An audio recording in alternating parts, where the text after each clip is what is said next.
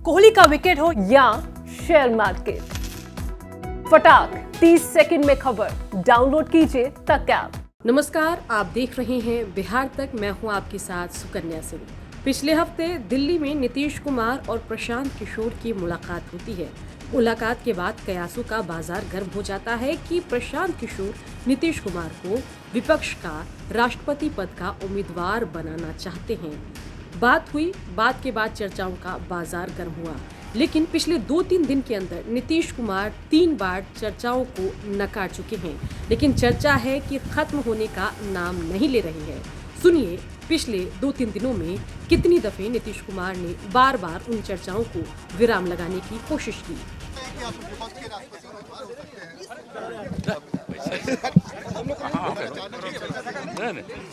सबका तो हमको कोई दिमाग में भी आइडिया नहीं। सर, लोग दिल्ली क्यों भेजना चाह रहे हैं? कहाँ को दिल्ली भेज रहा है? ये सब ऐसे ही चलते रहता है, ऐसा कोई बात नहीं। प्रेसिडेंट मटेरियल कहा जा रहा है। ना पता नहीं। हमको तो घोर आश्चर्य, हमको तो हुआ कल ही हमको पूछ रहा था, हमको बड़ा आश्चर्य हुआ भाई। आपके पार्टी के ही मंत्री ने कहा। अरे वैसे ही बोल दिया। हम शुरू से काम करते हुए कर रहे हैं, लेकिन हमारे मन में कोई आकांक्षा इच्छा नहीं। अगर ऑफर मिले तो कोई आकांक्षा इच्छा नहीं। मतलब नीतीश लगातार इनकार कर रहे हैं, लेकिन जो कयास है वो खत्म होने का नाम नहीं ले रहे।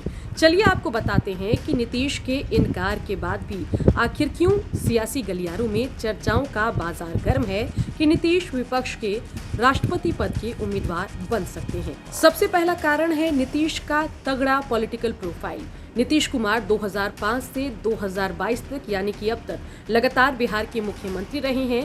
सिर्फ कुछ समय तक जो कुछ महीनों का जीतन राम मांझी का कार्यकाल है, अगर उसको हटा दिया जाए, सबसे लंबे समय तक बिहार के मुख्यमंत्री होने का गौरव भी नीतीश कुमार को प्राप्त है। और 2020 में चौथी बार जनता ने नीतीश कुमार के चेहरे पर भरोसा जताया। इसके अलावा नीतीश कुमार कृषि मंत्री से लेकर रेल मंत्री तक का पद संभाल चुके हैं। राज्य की सियासत के साथ साथ देश की सियासत में भी उनका अहम रोल रहा है। कई पदों पर वो रहे हैं। नीतीश कुमार की बेदाग सुशासन बाबू वाली छवि रही है। बिहार में नीतीश के धुर विरोधी अगर लालू यादव की बात की जाए तो लालू यादव पर चारा घोटाला जैसे कई गंभीर आरोप लगे हैं।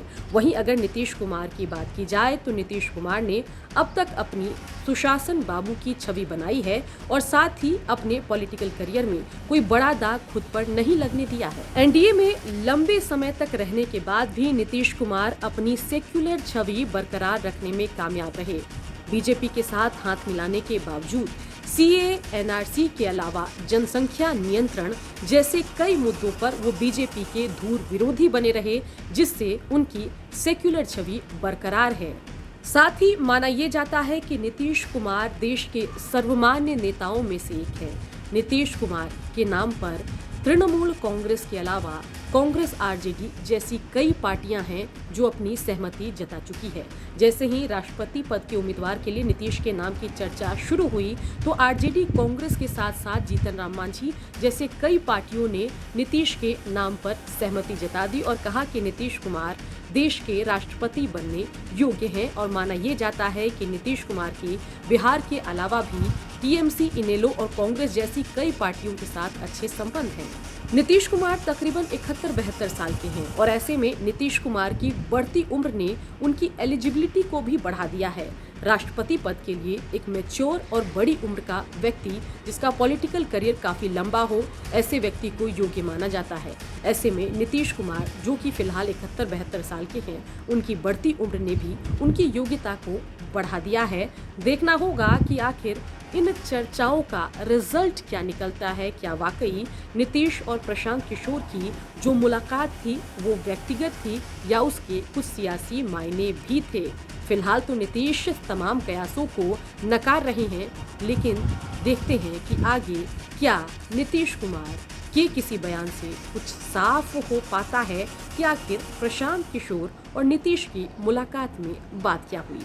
बिहार की खबरों के लिए आप देखते रहिए बिहार तक।